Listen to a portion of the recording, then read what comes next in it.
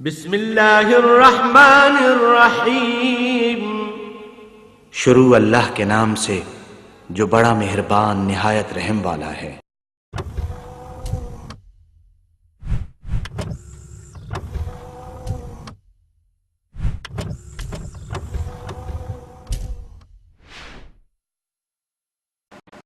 یہ صفحہ 234 ہے۔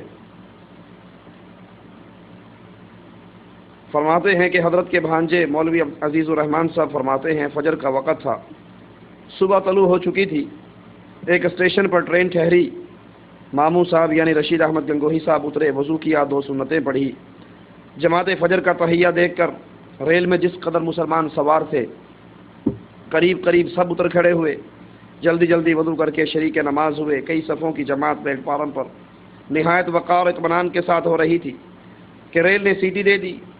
20 نمازی ریل کی آواز پر نیت توڑ توڑ کر جلدی جلدی ٹرین میں سوار ہو گئے اور ہنسنے اور کہکے مارنے لگے، لیکن امام ربانی اپنے ساتھیوں کے ساتھ اسی اطمینان کے ساتھ نماز میں مشغول رہے۔ تشویش و اضطراب کا کوئی اثر لہجہ میں یا آواز تک میں پیدا نہیں ہوا۔ خدا کی شان ہے کہ ادھر نماز ہو رہی ہے، ادھر ٹرین چیخ رہی ہے، مگر ایک قدم آگے کو سرک نہ سکتی تھی، یہاں تک کہ نمازیوں نے سلام پھیرا اور مختصر دعا مانگ کر ریل میں سوار ہو گئے۔ امام ربانی کا وہاں اپنے قافلے کے سوار ہونا تھا کہ ٹرین فوراً چل دی اور 15 منٹ کا وقفہ ہوا۔ یہ حضرت کی کرامت حسی ہے جس کو ناظرین سمجھتے تھے۔ اب یہ تصرف کہ حضرت نماز پڑھنے لگے ہیں، ٹرین جانے لگی ہے اور کرامت کے ذریعے اس ٹرین کو روک لیتے ہیں جب تک نماز ختم نہیں ہوتی۔ ان کا تصرف اتنا ہے، ان کا کنٹرول اتنا ہے، جس کو چاہے جس مرضی رنگ کے اندر، جس کو چاہے جس طرح مرضی ان پر حاوی ہو جائے، وہ ٹرین کھڑی رہی۔ یہ آپ کرامت حسی کا نام دے رہے ہو۔ آئیے رسول اللہ صلی اللہ علیہ وسلم کی زندگی میں چلتے ہیں۔ فجر کی نماز رسول اللہ صلی اللہ علیہ وسلم پڑھا رہے، سجدہ کرنے کے لیے ہاتھ زمین پہ رکھتے ہیں، سجدہ کرنے کے لیے ہاتھ زمین پہ رکھتے ہیں، جہاں ہاتھ رکھا وہیں پر بچھو تھا، اور وہ بچھو رسول اللہ صلی اللہ علیہ وسلم کو کاٹ لیتا۔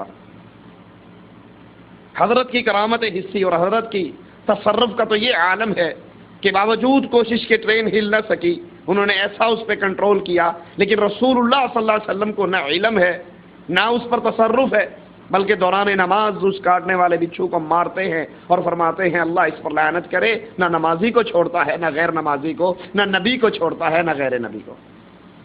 جنگ کا معاملہ ہے، رسول اللہ صلی اللہ علیہ وسلم کفار آپ کو نماز نہیں پڑھنے دیتے اور نمازوں پہ وقت گزر رہا، آپ جنگ میں انتہائی مشغول ہیں، اور جب اس سے فراغت ہوتی ہے پھر نماز پڑھتے ہیں اور کفار پر بد دعا کرتے ہوئے کہتے ہیں اللہ ان کی قبروں کو آگ سے بھر دے، انہوں نے آج ہمیں نماز سے غافل رکھا۔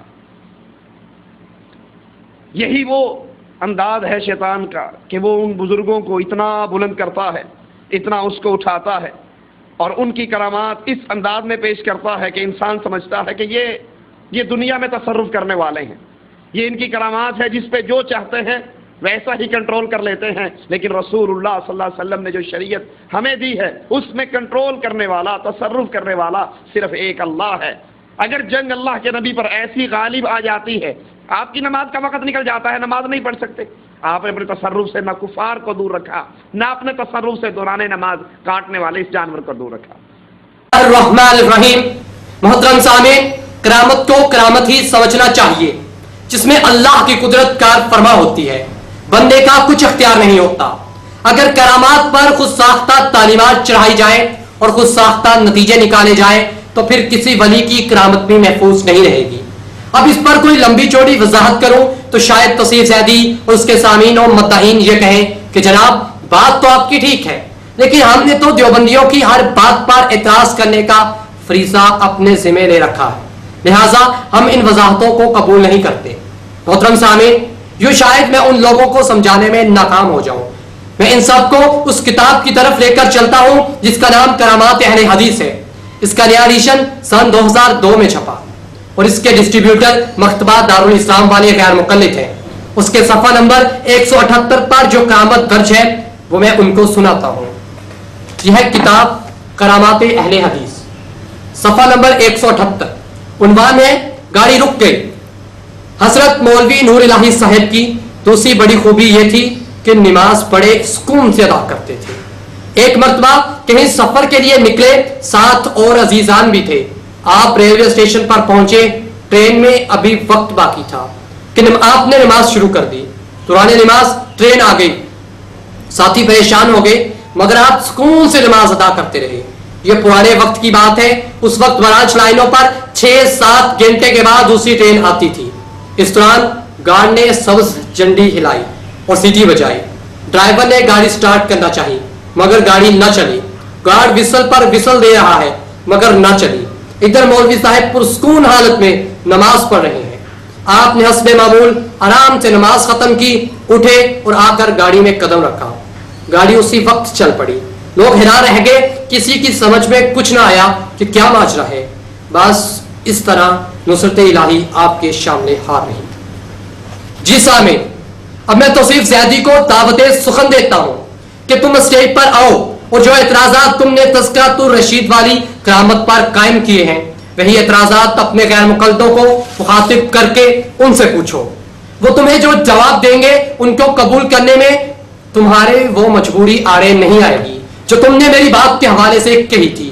محترم سامعین, یہاں آپ وجہ طور پر سوال کر سکتے ہیں کہ توصیف, اگر آپ کو تذکرۃ الرشید والی کرامت سے اختلاف تھا کہ اس سے آپ کے بقول توحید پر سر پڑتی ہے, تو پھر یہ کرامت جہاں بھی ہو اس پر تنقید ہونی چاہیے. کیا وجہ ہے؟ ایک ہی طرح کی کرامت دیوبندیوں اور غیر مقلدوں کی کتاب میں موجود ہے, لیکن تنقید صرف دیوبندیوں کی کرامت پر ہوتی ہے, غیر مقلدوں کی کرامت پر نہیں. آخر کیوں؟ یہ ایک سوال ہے جس کا جواب توصیف زیدی اور تمام غیر مقلدوں کے ذمہ قرض ہے. بقول شاعر, یہ اعیان و اشراف کے ہیں, نمونے یہ اعیان و اشراف کے ہیں, سلف ان کے تھے وہ خلف ان کے یہ ہیں, سلف ان کے تھے وہ خلف ان کے یہ ہیں.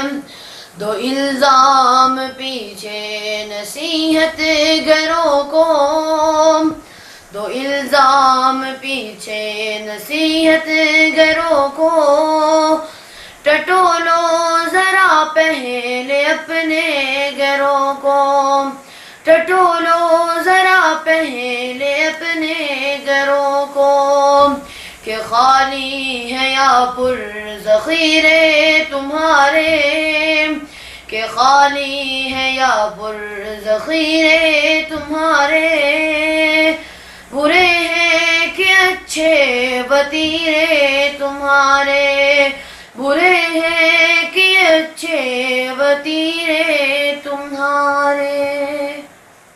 سیادی, اب گیند تیرے کورٹ میں ہے. اب تو ہم پر اعتراض کرنے سے پہلے اپنے آپ پر اعتراض کر اور اپنے غیر مقلدوں سے سوال کر, چونکہ ہم نے تو یہ دعوے نہیں کیے. سوال نمبر 1, تمہارے غیر مقلد بزرگ کی کرامت اور تصرف حصی کا تو یہ عالم ہے کہ باوجود کوشش کے ٹرین ہل نہ سکی, انہوں نے ایسا اس پر کنٹرول کیا, لیکن رسول اللہ صلی اللہ علیہ وسلم کو نہ علم ہے نہ اس پر تصرف ہے, بلکہ دوران نماز اس کاٹنے والے بچھو کو مارتے ہیں. سوال نمبر 2, جنگ کا معاملہ ہے. کفار نے رسول اللہ صلی اللہ علیہ وسلم کو نمازیں نہ پڑھنے دی. یہی وہ انداز ہے شیطان کا کہ وہ بزرگوں کو اتنا بلند کرتا ہے, اتنا اس کو اٹھاتا ہے اور ان کی کرامات اس انداز میں پیش کرتا ہے کہ انسان سمجھتا ہے کہ دنیا میں تصرف کرنے والے ہیں. یہ ان کی کرامات ہیں, جو چاہتے ہیں ویسا ہی کنٹرول کر لیتے ہیں. لیکن رسول اللہ صلی اللہ علیہ وسلم نے جو شریعت ہمیں دی ہے اس میں کنٹرول کرنے والا اور تصرف کرنے والا صرف ایک اللہ ہے. محترم سامعین, یہ توصیف زیدی کے قائم کردہ سوالات ہیں جن کا جواب خود توصیف زیدی اور غیر مقلدوں کے ذمہ قرض ہے, ورنہ جو دعوے اس سے ہماری طرف منسوب کیے ہم نے تو وہ دعوے نہیں کیے. جس سے نفرت وہ تقریر کرنی, بڑھے جس سے نفرت وہ تقریر کرنی, جگر جس سے شک ہو وہ تحریر کرنی. یہ ہے زیدیوں کا تمہارے طریقہ, یہ ہے کا تمہارے طریقہ، یہ ہے سلفیوں کا تمہارے طریقہ، یہ ہے سلفیوں کا تمہارے سلیقہ۔ یہ زیادی اب تیرے سامنے دو ہی آپشن ہیں۔ نمبر ایک، یہ تسلیم کر کے تو نے یہ الزامات اور اعتراضات غلط طور پر قائم کیے تھے، میں اپنے الفاظ واپس لیتا ہوں۔ نمبر دو، تو پہلے خود ہی ان اعتراضات کا جواب دے۔ تو سید زیدی مجھے تجھ پر ترس آتا ہے، میں تجھ کو مشورہ دیتا ہوں کہ علماء دیوبند اہل سنت والجماعت پر اعتراض کرنے سے پہلے اپنے مسلک کا مطالعہ کر، پھر میدان میں آ، چونکہ تیری حیثیت بقول شاعر۔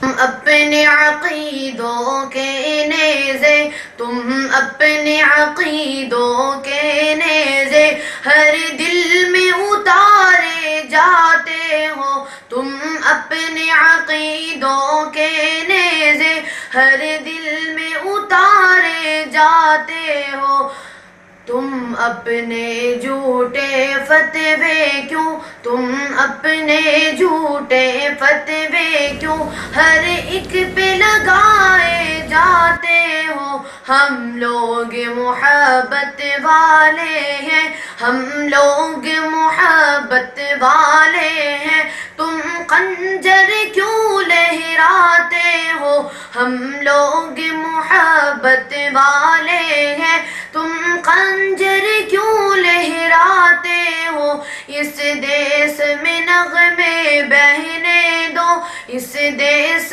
میں نغمے بہنے دو، اس شہر میں سب کو رہنے دو، ہم پالن ہار ہیں پھولوں کے، ہم پالن ہار ہیں پھولوں کے، اسلام کے ہم رکھوالے ہیں، اسلام کے ہم رکھوالے ہیں۔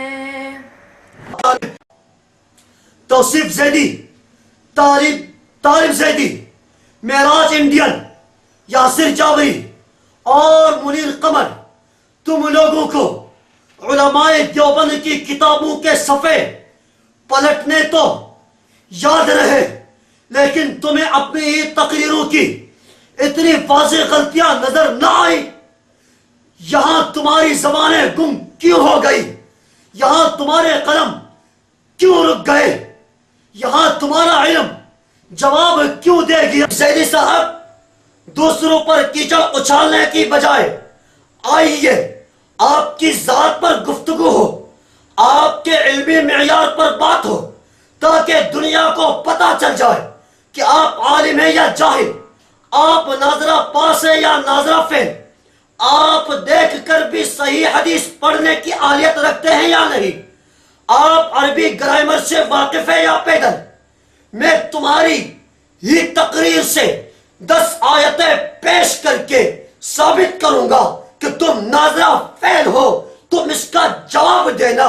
میں تمہاری ہی تقریر کے 10 کلپ سنواؤں گا اور ثابت کروں گا کہ تمہیں دیکھ کر بھی حدیث پڑھنی نہیں آتی، تم اپنا دفاع کرنا۔ میں تمہاری ہی تقریر کے کلپ سناؤں گا کہ تم عربی میں 0 میٹر ہو، تم اس کا جواب دینا۔ میدان میں آؤ تاکہ جھگڑا ختم ہو جائے اور لوگ تمہاری حقیقت اور اصلیت جان لے اور چین کا سانس لے۔ جب میدان میں آؤ تو اپنے دوسرے بھائی توصیف زیدی کو بھی ساتھ لے آنا۔ مجھے معاف کر دینا، مجھے معاف کر دینا، مجھے معاف کر دینا، مجھے معاف کر دینا، مجھے معاف کر دینا۔